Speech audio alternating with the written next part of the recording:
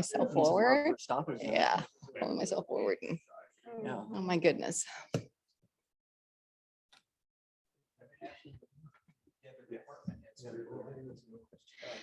Okay, it looks like we had started the recording. So I'm going to call this meeting to order. My name is Julia Johnson. I am Mayor Sedro-Woolley. Today is July 27th. And will you all stand and say the Pledge of Allegiance with me, please? I pledge allegiance to the flag of the United States of America and to the republic for which it stands, one nation, under God, indivisible, with liberty and justice for all. Thank you. Just a real quick roll call, and I'll start down with you, Councilman Owen. Present. Councilman McGoffin, Present. Councilwoman Diamond, Present. Councilman Burns, Present. Councilwoman Kesty, Present. Councilman Allen, Present. and Councilman Lavaca. Present. Thank you, everyone. Good to have you here tonight. I'm looking for an approval of the agenda. Do I have a motion? Madam Mayor, I make a motion, we approve the agenda. Thank you. I'll second. Thank you. So we have a motion by Councilman Owen, second by Councilman Burns. Any discussion? All those in favor signify by saying aye. Aye. Opposed, same sign. Thank you. Moving on to the consent agenda, items 1 through 3. Do we have a motion? I make a motion to approve the consent agenda. Madam Mayor, I'll second that. Second. Thank you. I have a motion by Councilman McGoffin, seconded by Councilwoman Diamond. Any discussion? All those in favor signify by saying aye. Aye. Opposed, same sign. Carries. Thank you. Okay. Well, we have a treat tonight because we have Jennifer Johnson here, who was just took on a new position at the county. And I want to extend our congratulations. You are now the Deputy County Administrator. When do you take that role? On Monday. Wow. Wow. Congratulations, Jennifer. Yeah, I worked with you. It's well deserved. Yeah. Yeah. So Jennifer is here to actually share with us the North Star Project, which the mayors and the county have been meeting and discussing for a couple months now, more than a couple months, actually. So Jennifer, I'll turn it over to you. Great, thank you so much. Mhm. Oh, and thank you, whoever magically is working behind me. That's Thank Bill. you so much. That's Bill. All right. Thank you so much for having me here tonight. And as Mayor said, we're really excited about this project, but more. Is the microphone on? I'm sorry. I don't, mic's on. Thank you. I apologize. Anyways, thank you for having me here. We're very excited about the project, but what we're most excited about is the collaboration of the mayors and the county commissioners and public health. Behavioral health and homelessness has been challenging issues in our community for many years. It, of course, has worsened in the last 5 years, and especially due to COVID. But it is definitely, and it's something we've all tried to tackle in little, not little, but not in our silos, but to the best of our ability with the resources that we've had. And it's really clear we're not making real significant headway. And so it's definitely going to take the political will. It's going to take the collaboration of our electeds and of our community. So just thank you so much. That part's wonderful. And I just appreciate you, Mayor, for your participation, your expertise, and your collaboration on the project. So, as I just said, homelessness and behavioral health have been important issues in our community for some time, but the impact from the COVID-19 pandemic has definitely exacerbated these challenges, creating really significant issues in our community.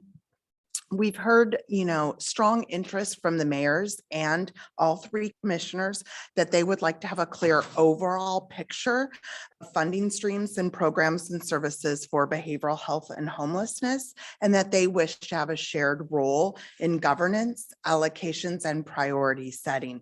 So that's really the crux of the project. We can all go home and get cooled off. No. This collaboration started a few years ago working on a year-round shelter, low barrier shelter. The winter shelter that was in the city of Mount Vernon, we had done for 3 years, I believe, maybe it was 2, and we were no longer going to be able to continue at the church that we were using. And of course, those winter months were not the only time in the calendar year that we needed to have that option for folks. And so the mayors and commissioners began working together and having those conversations. Then what followed that was conversations about 1405 or 1406 and 1590, and looking at, are there areas, every city, every area has their own priorities, but are there areas where potentially we could get more bang for the buck and leverage those funds? And those conversations in 1 or 2 meetings quickly, grew to, wait a second, what about the overall system? What about all these dollars that the county has, that maybe, providers have with grants, looking at other funding streams, and what really do we need to do? Next slide, please. So that really takes us to why we're here. We've had multiple efforts, whether it's hospitals, whether it's first responders, whether it's providers, whether it's electeds, reaching out to public health or creating their own groups to try and plan and solve this problem. There were significant changes made a few years back to the funding of behavioral health services, and the roles and responsibilities drastically changed when they moved to a managed care model, which was for profit, and we have 4 managed care organizations that serve our region. So that made it really challenging. But even though, all of these parties wanted the same thing, we really lacked a cohesive plan for both homelessness and behavioral health that were aligned and that everyone agreed to. Next slide, please. So, people are struggling.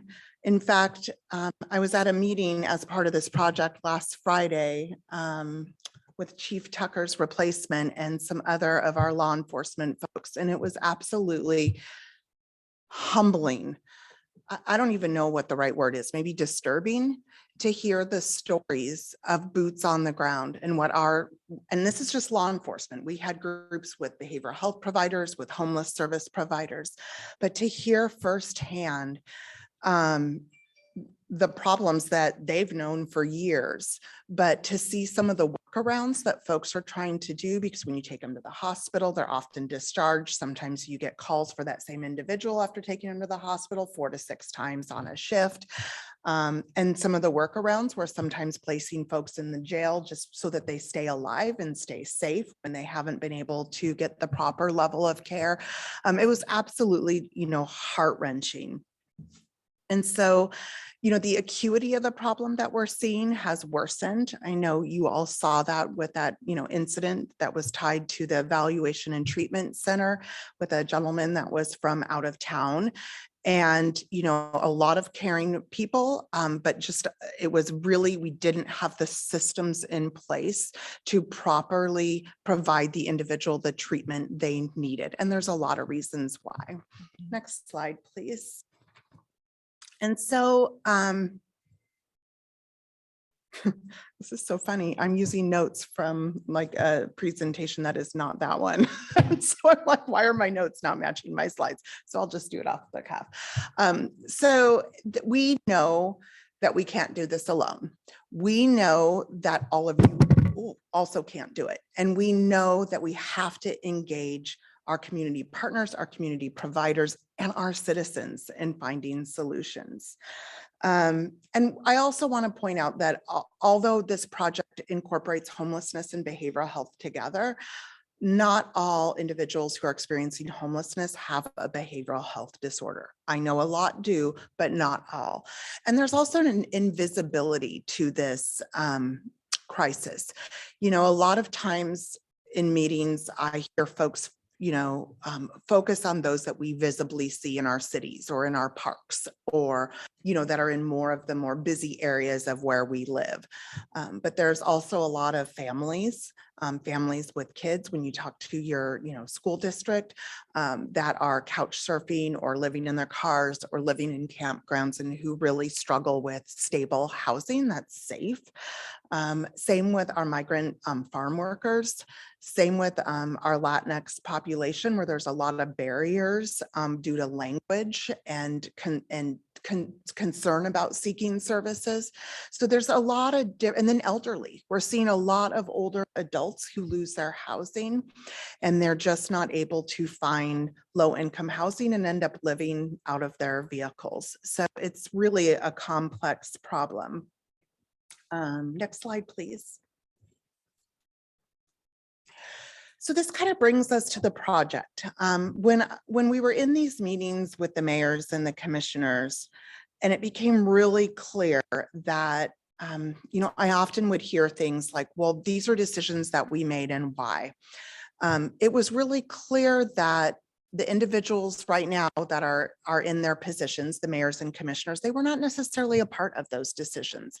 And our community has changed.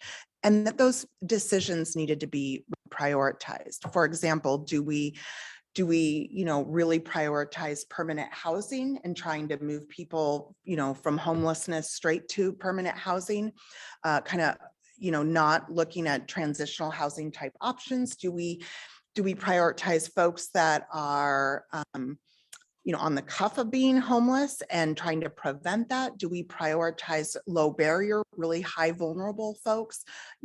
What do we prioritize? And so the Skagit County hired a consultant called Tenfold, and they're a team of 4 experts who lead executive level health transformation change. We've got folks that have behavioral health, homelessness, policy, system change backgrounds that are leading the process on behalf of our county, which I'm really appreciative of, because I think it's important that we have experts.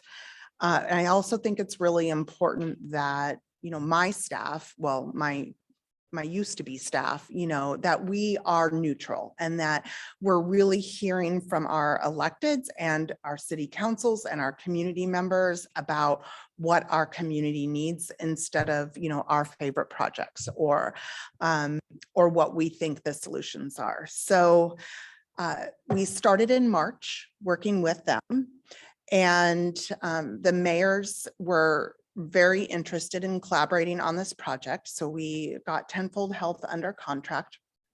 And then pretty rapidly, the first phase, which was kind of a 2-month phase, was Tenfold had meetings, they call them leadership meetings. And those were different sector leaders, whether it was law enforcement, whether it was fire, whether it was schools, hospitals, judges, a whole bunch of different sectors, to be able to understand their perspective of what our current state was. And they individually met also with the mayors and commissioners. Like, what do you perceive the current situation to be, and what are those impacts? That led us to a call to action that was signed by the mayors and the commissioners, and kind of set forth the framework for how we're going to work going forward. Okay, next slide, please. Of this project, it's a 2-year project. The first year, which is phase 1, is currently underway, and that is where we develop the plan. That is where we figure out what our vision is. Where do we want to go? Where do we need to go? And then together doing priority setting and what the strategies are going to be. Year 2, which is 2023, is the implementation of that plan. And part of that implementation will mean a change of governance and policy, a change of how those funds that go through the county are allocated, and making sure that we have city voice and participation in that process, which is really exciting given that so much problem is in our cities.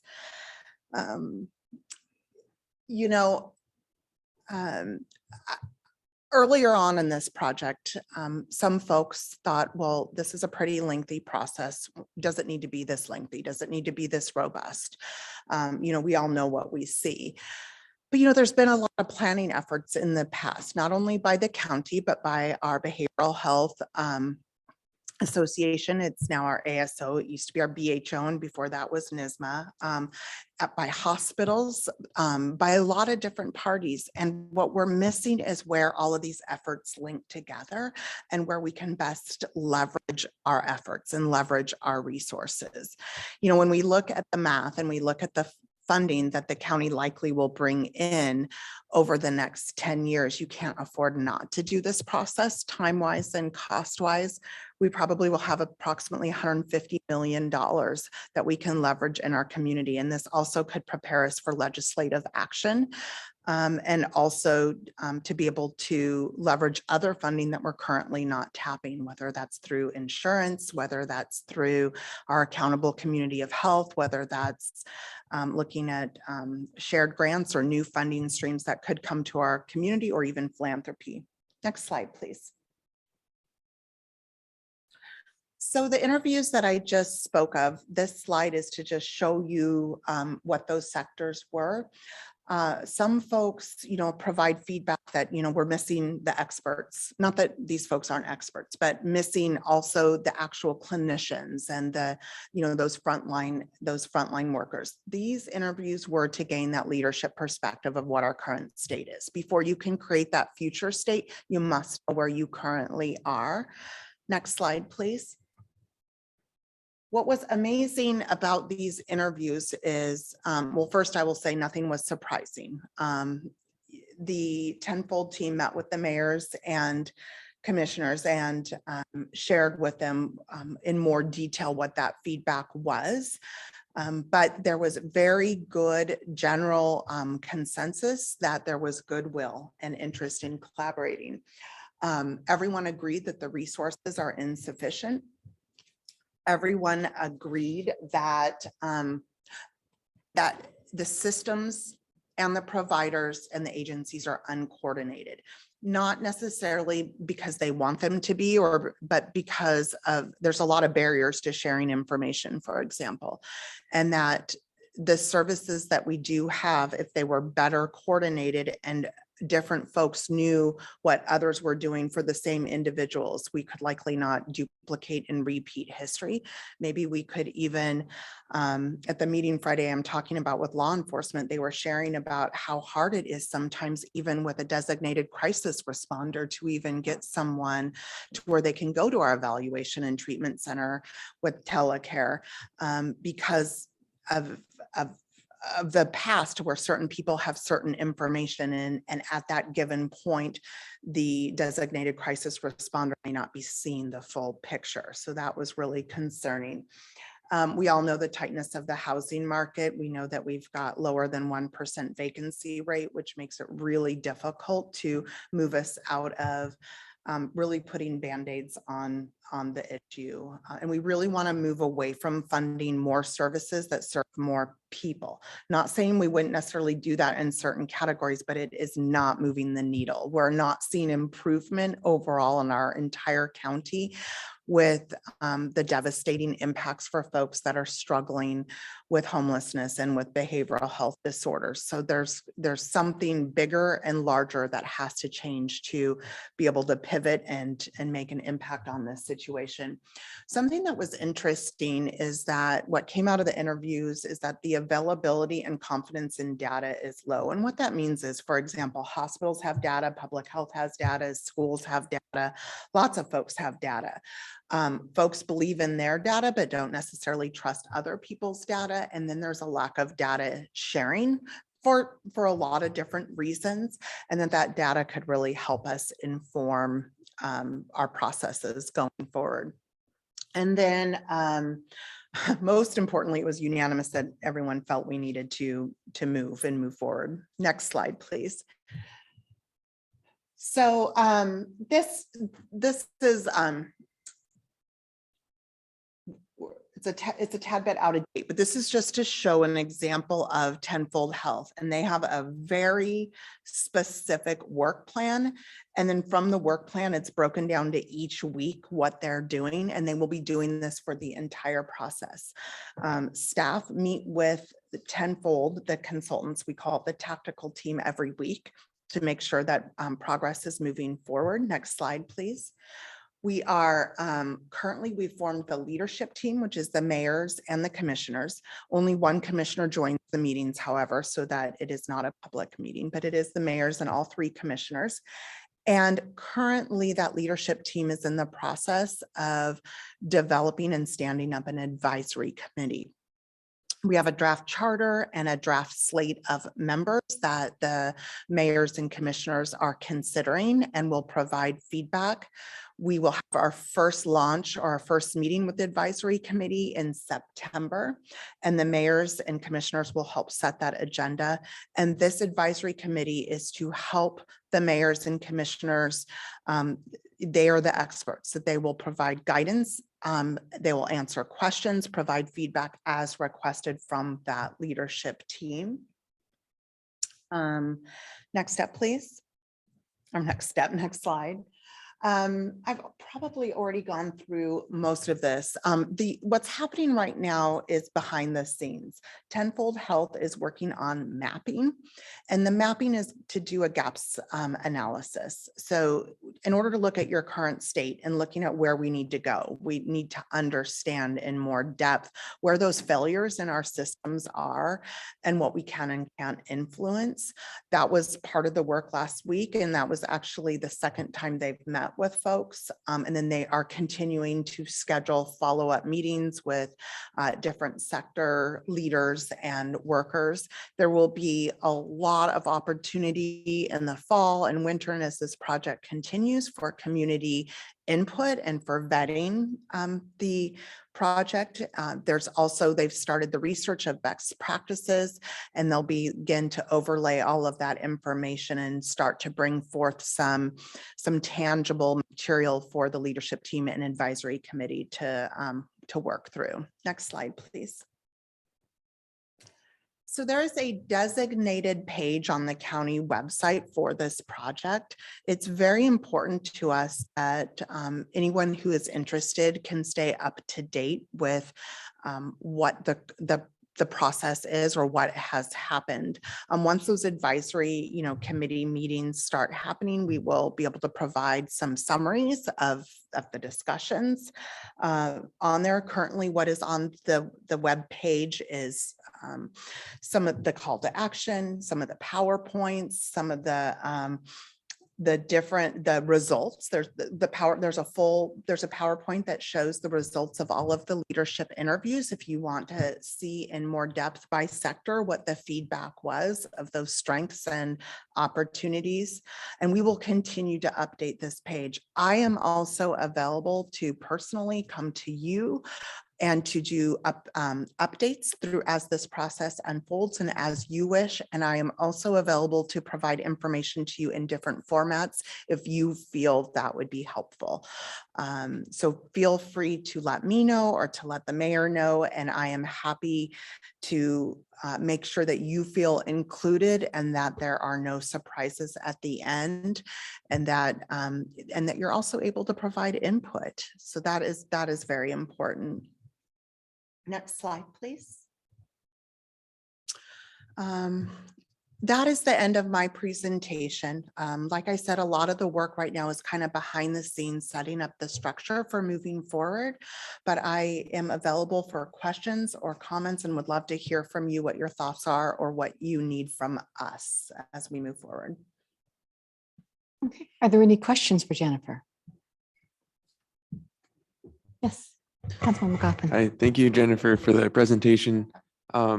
It sounds like a great project. I was just curious. It seems like there's a really good flow down from the county into the cities, but it seems like this homelessness and behavioral health is also regional, with Whatcom, Snohomish, King, Pierce. Is there any flow up where there's someone from the state or from other counties that, we can coordinate at that level once we kind of figure out locally what to do? That is a wonderful question. Yes and no.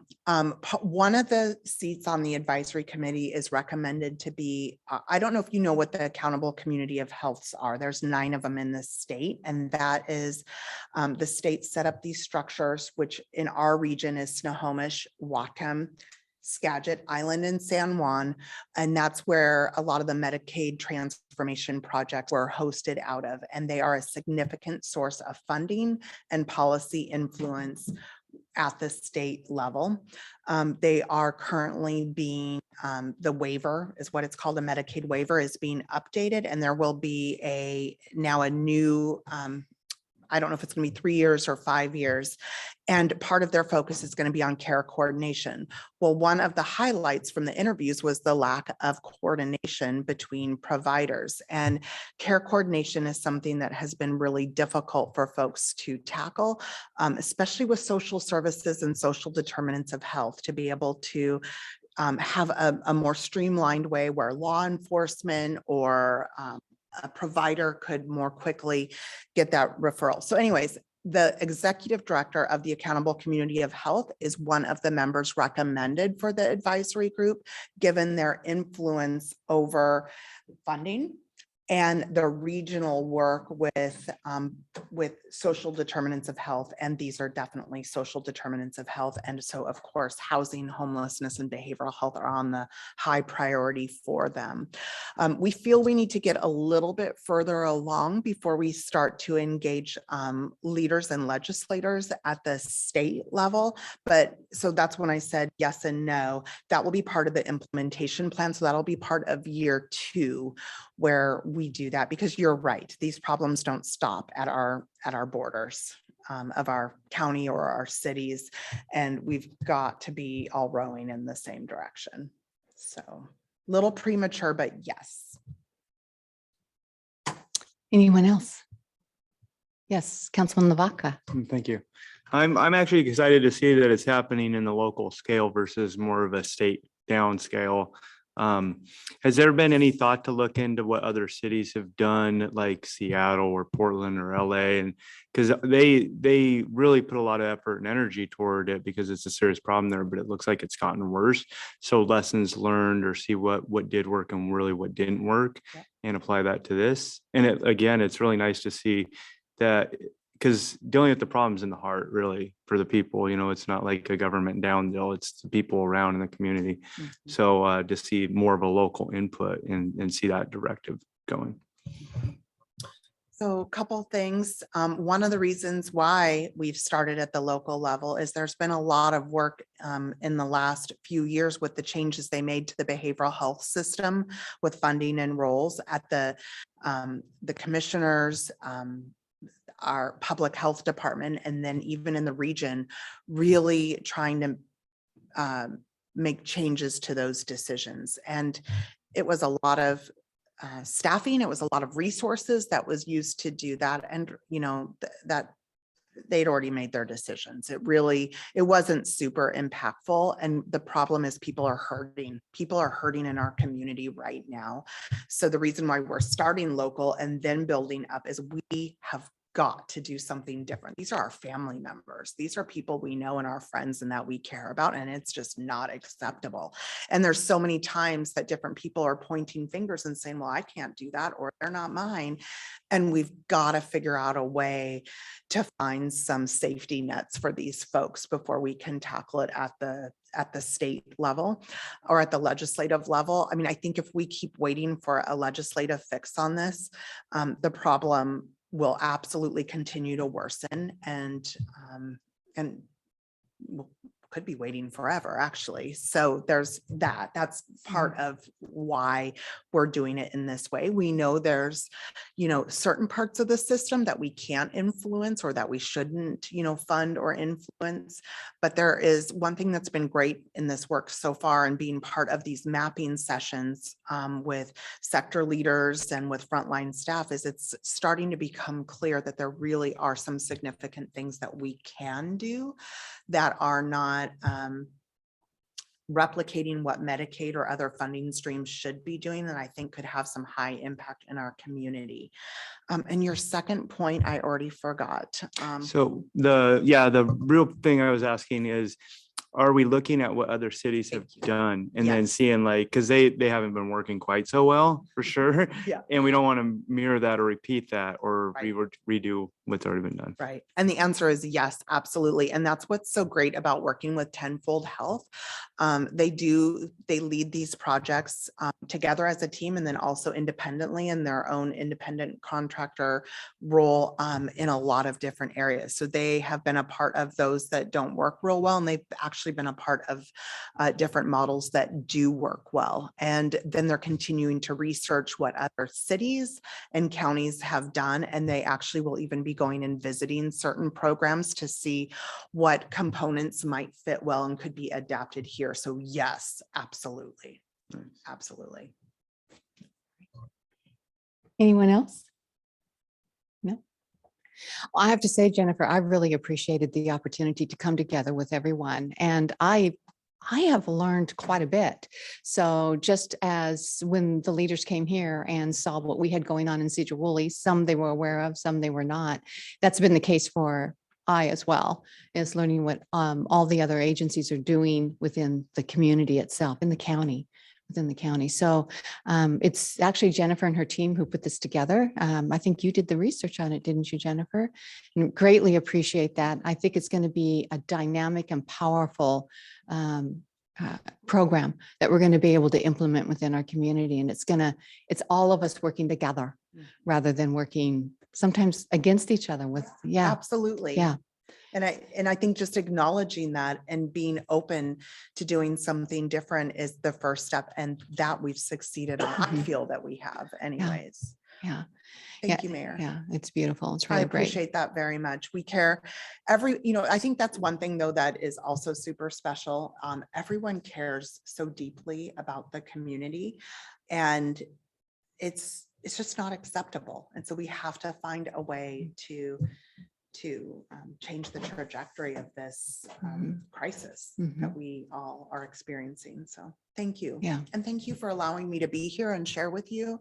And I'm happy to come back as you wish. Just let Mayor Johnson know or let me know. And I'm happy to have conversations with you and provide updates however you wish. So thank you. Thank you, Jennifer. Thank you so much. Thank you. Yep. Okay. So moving on, we're going to go to city administrator report, but I believe it is you, Chief Tucker, who's going to do that for us. It today, is. I right? have all the power. And actually, I have to confess to something right from the get-go. I've been a little bit remiss in my duties. I planned on having something that would serve Charlie well when he came back, that I fulfilled all that. I was actually in jury selection all week and stuck over at the county waiting to get kicked off of jury duty. So I really didn't get to doing much. But I did some emergency signing stuff, and I think I signed a couple of contracts, not exactly sure what it was, but it came out of Mark's end of the building. So I figured I better sign it. I had a couple of things to sign this week, and a job offer for one of the fire paramedics went out last week. Just out of signing in Charlie's stead. I'm pretty excited about that, getting another fire paramedic on board. And Mayor, were you going to talk a little bit about our meeting with John and Rebecca, or do we want to wait for a while for that? Why don't we wait? For Got that? it. Got it. The other thing, we've been pretty busy in the police department, so I'm going to combine this with my lack of a written report in our council packet as well. We've been pretty busy assisting Mount Vernon with several shootings that they've been involved, that they've had in their city limits. And we've just provided some manpower. Both our detectives have been over there. Katie and Austin have gone over to help with search warrants and picking up some of the subjects involved in that. It's really valuable for our folks to develop that working relationship with an outstanding police department that Mount Vernon is. It's really I've been there when I was a detective. I got to go help them and the county on a few things, and it's really a good experience for us. Some of the bigger things that we don't see much of, and it helps whenever they get integrated into the SMART call out And they've already worked together on other things. So it's been a really beneficial thing for us, but at a cost. There's been several shootings over at Mount Vernon, and all of them are essentially been gang related. And some of those gang members have connections to Sedro-Woolley. So it's kind of nice for us to keep our finger in the mix. We had, and some of you may have seen on our social media, we had a pretty terrible animal endangerment. Somebody left an animal out in the heat and it died. And both code enforcement and detectives worked on getting a search warrant.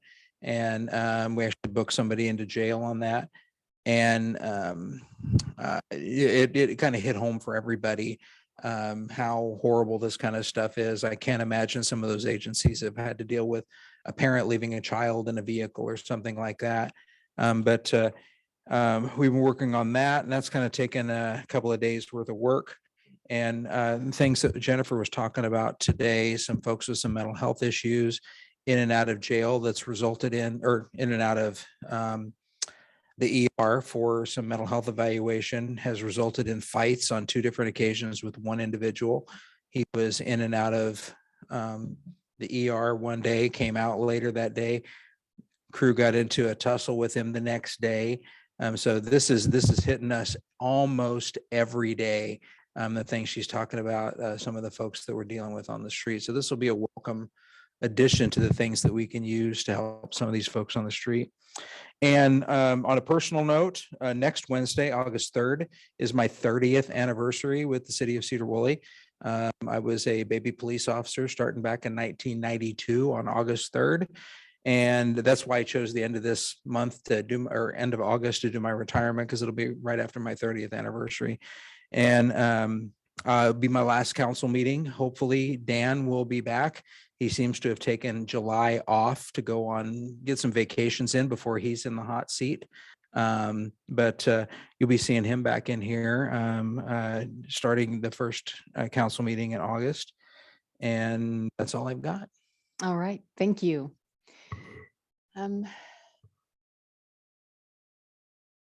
Do either one of you want to give a report? I know that you've already met with somebody from the finance committee will be giving a finance report. So, okay, then I'm going to move on to Councilman Owen. Do you have a report? I don't have much to say, Mayor, other than trying to keep cool the last couple of days. It's been Yeah. pretty hot up. I grew up in Georgia, you know, and 100-degree temperature is pretty normal in the summer, but I guess I've climatized to Sedro-Woolley weather, and it's pretty hard on you. I was going to ask Chief Tucker before he slips away, and has Frank got his enough stuff together that we can have one more safety meeting before you leave? I'm sure we can. We have to get him back here as well. I think he and Dan McElraith are collaborating on taking off on vacations. I think Frank's off on a cruise this week. Yep. So, but I'll talk to both of them. We'll see if we can come up with something. Well, if you happen to come up with something, well, you can pass it on to the mayor and she can put it on the agenda. Will do. Thank you. All right, thank you. Councilman McGoffin. Hi, thank you. I actually just had a quick question for Chief Tucker too, related to the gang violence in Mount Vernon. There was some discussion previously about having like a community task force for painting over like graffiti and tagging like that. I haven't really heard anything since then. Can you give just a quick update on where we're at? You know, haven't really, I'm not sure what Dan's been talking to, if Dan's been working with our new sergeant, Zach Carroll. He's been kind of our gang guy. And I don't know if they've been working on something with that. I'll have to check in with him. Okay, thank you. All right, thank you. Councilwoman Diamond. Good evening. Prior to this meeting, we had a brief finance meeting with our finance committee. And so everybody's aware that report is actually on the website. So everybody is able to review it and look at it. We went over the fact that the departments are currently working on their estimated budgets coming up. and that we reviewed the actual year-to-date for the second quarter of 2022. And it was an overall really good report. Kelly did a great job putting everything together, breaking it down by each fund, and everybody should be happy to know that the revenues exceed expenditures in most funds. So that's a good thing from where we're coming from right now. And then the other thing to note coming from that is that the website is going to be updated with current financials. That had not been updated. Some aspects of it in a couple of years. So that is all being worked on. That will be updated. So everybody will have access to that information. Other than that, the girls 9, 10, 11-year-old softball tournament that was held at Janakee went off without a hitch. It was a great tournament. We had a lot of people come in from all over the state. Very good feedback from the people that came into the community for that tournament. And they look forward to the possibility of having many more in the parks departments there. And there's some additional feedback that I can provide to the Parks and Rec Committee based on that tournament in the future. Fantastic. That's fantastic. Thank you, Sarah. All right, Councilman Burns. Not much for you this evening. I did have a constituent concern about alley maintenance behind Bennett, and I spoke with Nathan about it and put him in contact with the constituent, and sounds like they're working it out. I'm just gonna try to get his dead end alley cleared. So, all right, thank you. All right, thank you. Councilwoman Kesty. I have nothing tonight. Thank you. Okay, thank you. Councilman Allen. I just want to go home and get in front of the fan. Okay, we'll try to make this quick and painless then. Councilman Lavaca. Now I feel bad. No. So for Parks and Rec, we scheduled a meeting for the 10th, and so that looks like that's going to go over really good. I hope at that meeting to have those videos and photos, the short video about the latest events we've had since 4th of July and the Raga Rodeo and the ball game, things like that, together to display there for the committee, and then hopefully, if they like it, bring it to the council, as well as photos from the park. So that sounds exciting. We had a little car show up on Moore Street, which was really nice on 20, basically 29. That was put together really quick, and they did a great job, and it was fun for the community. Guys had a lot of fun. Same thing with the Little League game. That was a lot of fun too. I did hear some requests about advertising. So I'm not sure if we have an opportunity to, I know banners are hard across roadways and stuff, but it's something to think about in the future, maybe later on in time. I did have a constituent ask about speeding on State Street. And I know that John Liner gets, because there's straightaways going from State and Township heading east. It's kind of that speed zone. Same thing with John Liner. So he was hoping to maybe see if we can get like an officer over there once in a while and do some stops. But I know that they do, because it happened on a ride along that I was with where we stopped somebody as well. Ended up being 14 years old, so we couldn't ticket him. But so yeah, that's awesome. That would work out great. And that's about it. Looking forward to continuing on with the beautiful summer. So thank you. All right, thank you. Just a couple things for the council. First up, a huge thank you to Bill Chambers for implementing the Public Works Interactive Project Map on the city website. I know that was a request put in by Councilman Lavaca, and that is up and running. Also, the Sedro-Woolley Library is our cooling center. So if you know, I did send that out to you. So if you know of anyone who's looking for a place to stay cool during the day, the Sedro-Woolley Library is open. I believe it's from 9 to 6 to do that. Schaffner's Pharmacy has come to Sedro-Woolley, and we had a ribbon cutting last week, and it was it's really beautiful on the inside, and it offers a whole lot more than just pharmaceutical goods. There's also some gifts in there that you can purchase, and also it's a coffee shop, so you can meet people there for coffee if you so like. It was really nice, and we're thrilled to have them come to town. I also wanted to let you know that the joint project that we have been working on with the Rotary this year, we always do a project with the Rotary, the city does. It was a sound system in the community center that has been completed, and it sounds amazing. It absolutely sounds amazing. I heard from Nathan, and he said that the plaque for the Northern State Cemetery has been completed, and he and his team are going to put it in possibly sometime next week.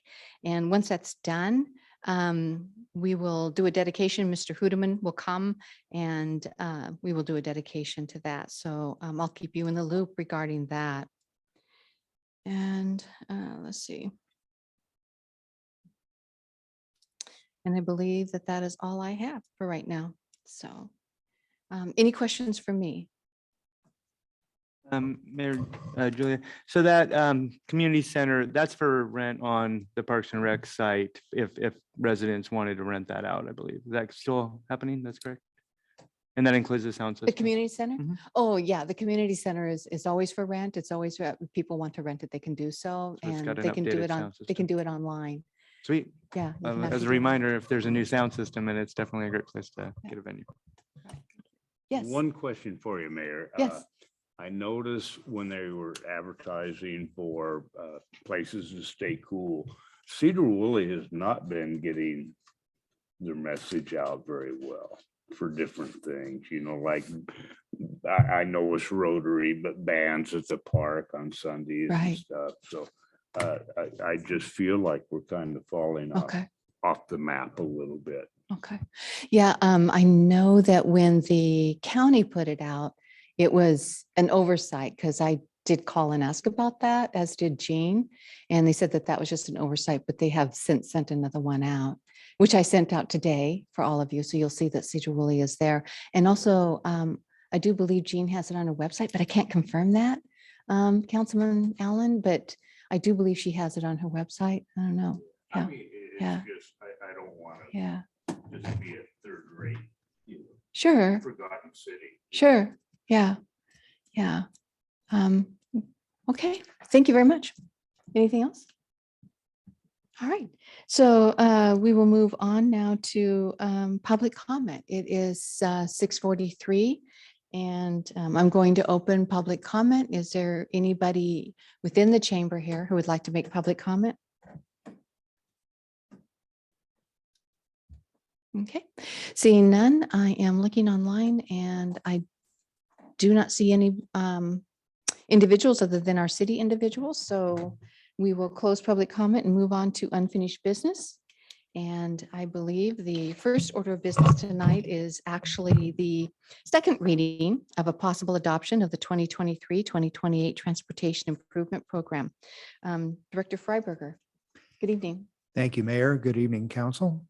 So this is the second reading for the 2023 to 28 Transportation Improvement Program.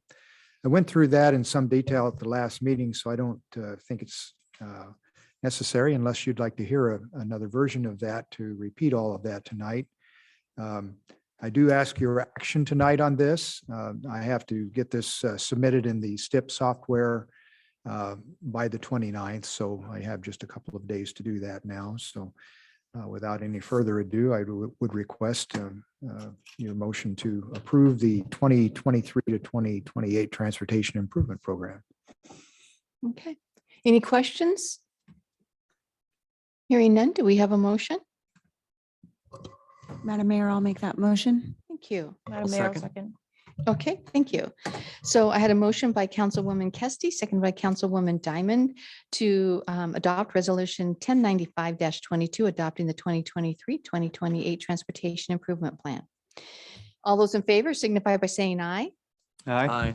Opposed, same sign. Thank you. Motion carries. Thank you. Moving on to Amendment 8 to the Professional Service Agreement, the 2018 PS 25 with Pacific Landscape Architecture. So Mr. Freiberger, again. Thank you, Mayor. I know this came up for the council meeting when I was on vacation. Apologize, I wasn't here to present on it. So basically, what this particular amendment does is adds $38,194 to Pacific Landscape Architecture's contract to expand the design work for the Memorial Park improvements. The original scope that they quoted on that we put in amendment number 7 was pretty limited. Nathan was pretty well handling that at the time. I didn't spend a huge amount of time doing it due to other workload. We met in the field with them to review the work they were doing, and I frankly wasn't satisfied that it was enough work to make the project worthwhile. So I had them expand their scope to include replacement some of the sidewalks that are in pretty poor shape that come from both State Street and from the alleyway between the church and the site, and to complete the improvements that would tie in to the senior center. Between that and complete the landscaping to tie up to the community center. So now that we would have a complete looking project. Of course, the cost went up for that. And the other element that was necessary that wasn't included in adequate detail for the site was a stormwater design report. Due to the topography of the area, it's pretty flat out there, as you know. There is a limited ability to handle stormwater with the existing utilities there. In fact, we have some very shallow drains in the parking lot to the east of these proposed improvements, but they're too shallow to actually act as drains for the site. So we're going to have to rely on infiltration. We had already included some geotechnical work in the original scope of work to see if the soils were suitable for that. We suspected they were, and we have received that information back, and they will accommodate 10 inches per hour of infiltration, which is good. It's excellent.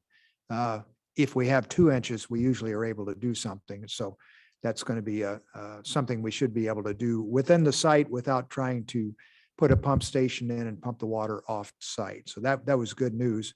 But we need to complete the additional engineering work, which is a good chunk of the amount of their request for addition on that to do that stormwater report. So the other thing that's in this is Pacific Landscape made a mistake on their original quote. They forgot to transpose or to extend dollars that they had in their detailed estimate across to come up with their totals, and they had a $10,000 error in that. I looked at that pretty closely, and I can't really question what they're saying to me.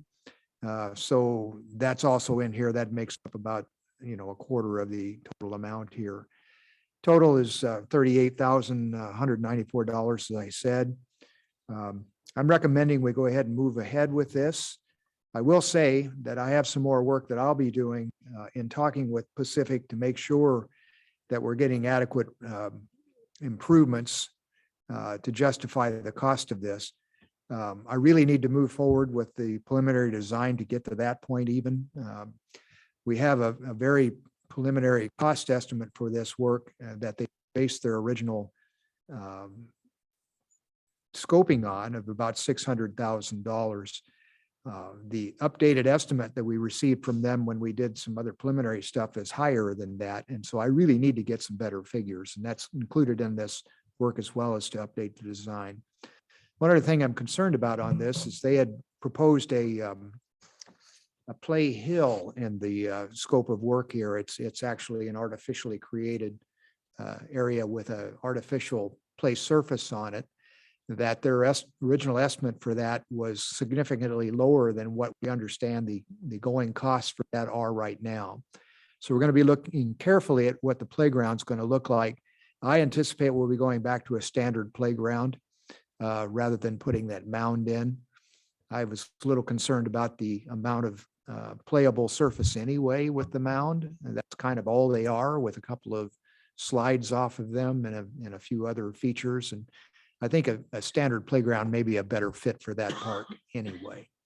So we've got a lot of work to do, but I need the architect to move ahead with the design to do that. And that's what I'm proposing tonight, is to move forward with amendment number 8 to Professional Services Agreement 2018 PS 25.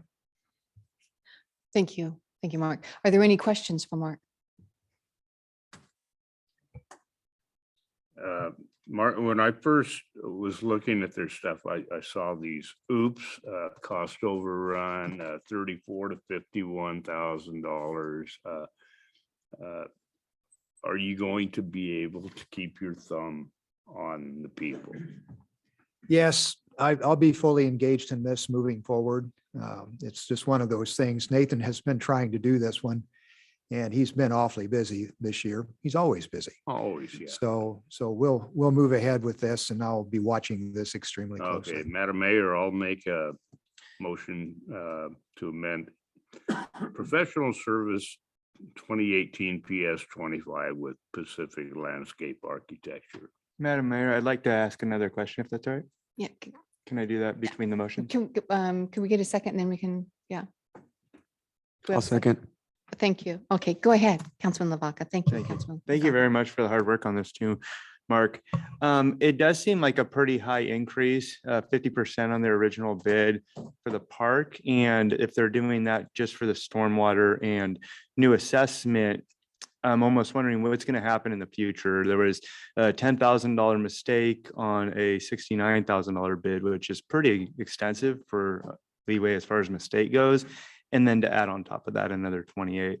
So, I know that I really would love to see this park come forward. I know the Y kids would love to see it. The neighborhoods would love to see it. I'm just wondering, would it be wise to kind of hold a little bit to get another bid or find out if there's somebody else, or is this the best place we should go? And it does seem pretty high end, 108,000 just for designs to find out if we can really start saving money or if we're going to have to spend more money. Yeah, it's a little difficult in this case to change horses in midstream. They've already done a good part of the preliminary work from the original scope. So to start over again, we would spend more money to do this. So I do recommend we go ahead.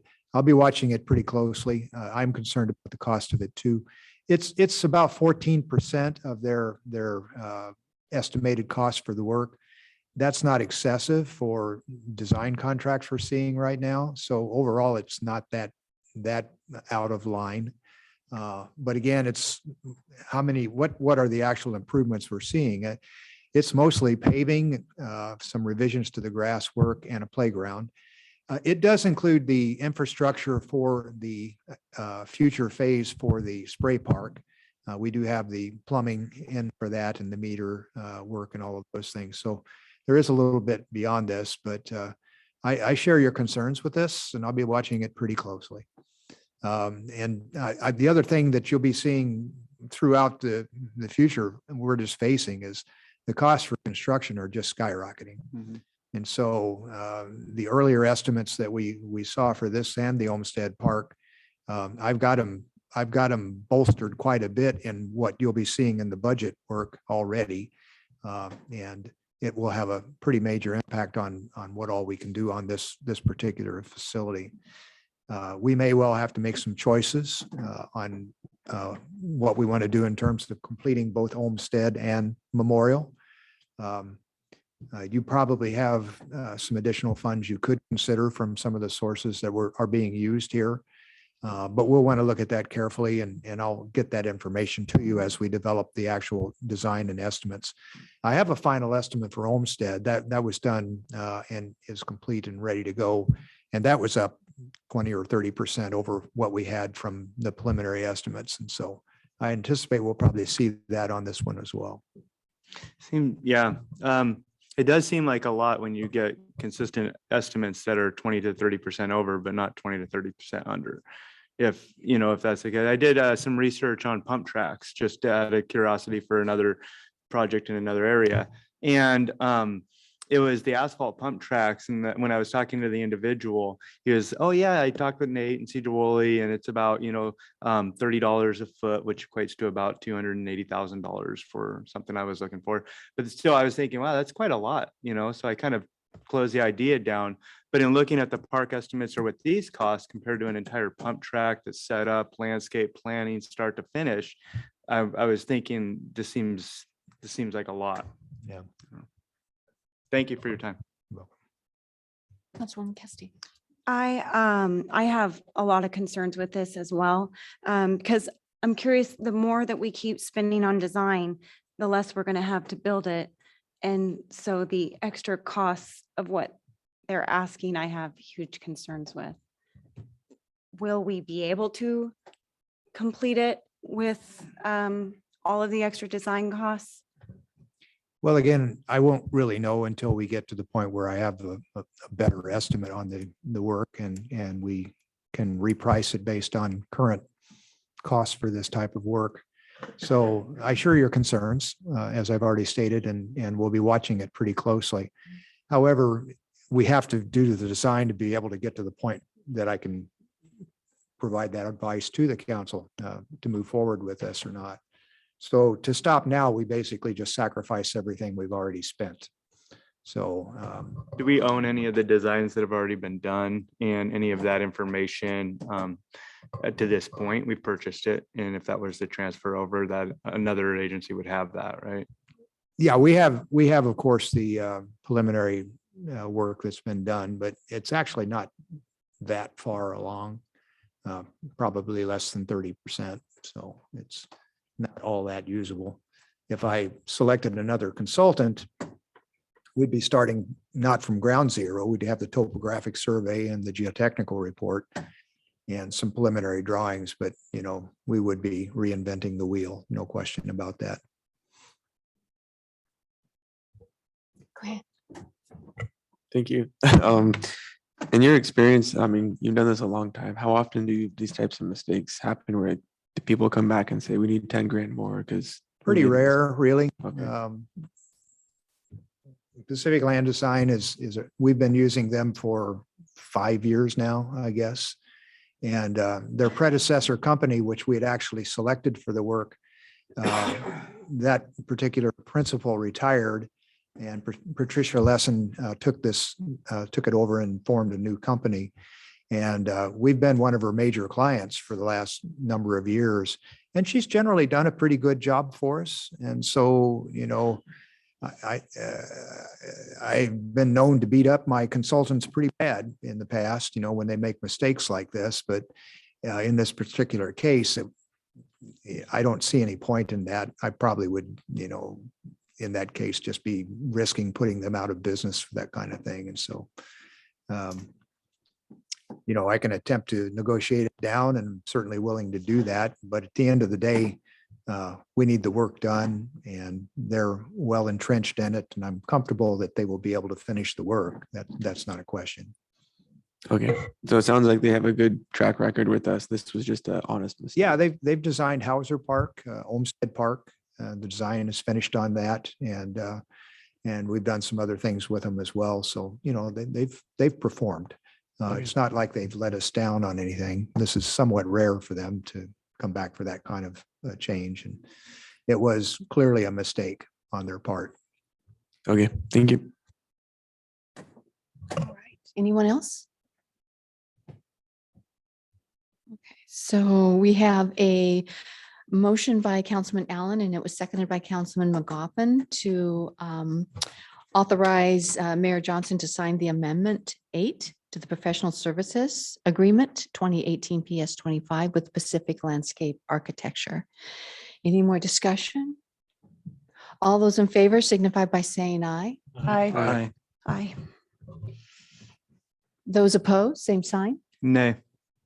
Okay. Nick, was that you? Okay, thank you. All right. Passes. Moving on to last item of the night, which is actually our new business, and that is the possible approval of a purchase order 2022 PO 14 Mohawk Lifts LLC, vehicle lifts and rise stands. And Mr. Freiberger. Thank you, Mayor. So as a part of the new shop that we are building, is nearly complete at the Public Works Building. We need to equip that with the equipment to be able to do the service work that we propose to do. We have a vehicle lift now. It's a frame type structure that's in the existing shop that we'll retain. We'll probably leave it over there. It's not large enough to handle our larger apparatus. We've typically, and you've heard this story before, we've had to do that in the yard, out in the weather, to do that on creepers. So this is a system that's commonly used now rather than having a static one device lift. They're actually computer controlled individual wheel lifts. There's 4 of them. They work together wirelessly, And so the mechanic sets those up and is able to lift a large vehicle. The ones that are proposed have a weight capacity of 19,000 pounds per each. And that'll lift most of our vehicles. I was actually checking tonight. Councilmember Burns asked me a very pertinent question, which I haven't been actually able to get an answer because Leo has been busy today. He did all the research for me on this. This is the standard heavy-duty commercial version of these lifts. And I know it will pick up all of our vehicles with the possible exception of the ladder truck. The ladder truck is a 71,000 pound gross vehicle weight lift, and its rear wheels are about 24,000 per each. The lift's 19,000. So obviously it's not quite there on that. But what I don't know, and Joe does, is gross vehicle weight and actual empty weight are different matters. The truck no doubt has a tank on it that's included filled in the gross weight. So I haven't got an answer on that particular apparatus, but I know it'll pick up all of our other stuff, including all of our solid waste vehicles, which was a primary concern for us to be able to service those trucks. Now, we included in the budget for the project $50,000 to buy these lifts. We solicited and got a quote for them 2 years ago when we started this process at $44,000. They have gone up significantly since then. It's the same story. COVID impacts have really played havoc with equipment in particular, and this one is a computer controlled device like a lot of other things that are seeing significant cost impacts. So this is the state source well bid contract amount for this device or this set of devices, and I just bring it to you as it is. I've gone through the budget for the project, and we still have allowing for some change orders that I still know are out there. I see that there's about, and including the cost for this equipment, there's going to be about $350,000 left of our total budget, which we're hoping to keep for improvements to the second floor of the building.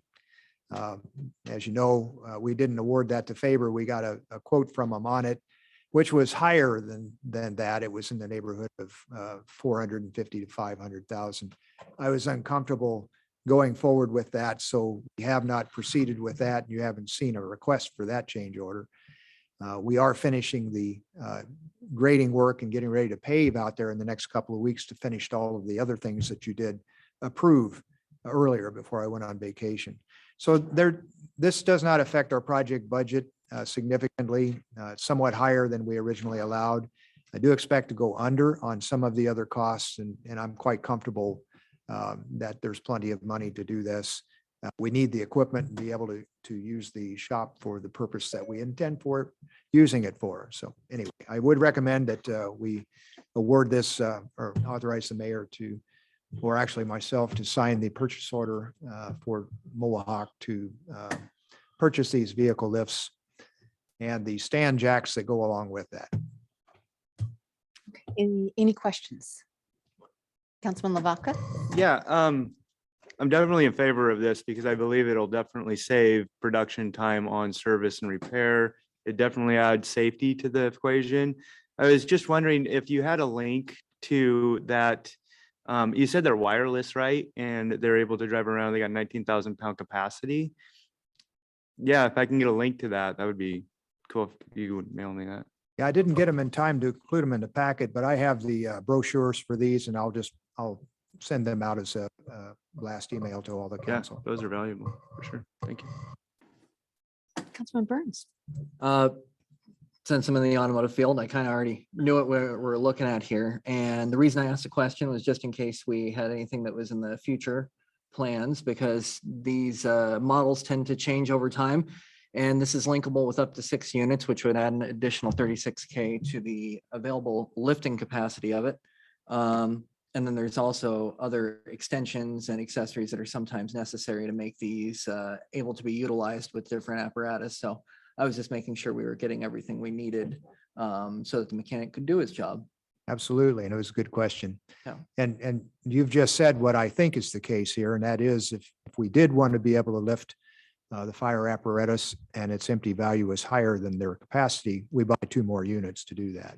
From what I found online when I did a little reading on various fire trucks, roughly like what we have, it seemed like their empty capacities or empty weight were well under 50K. So I think we'd be safe as long as the rear is not too heavy.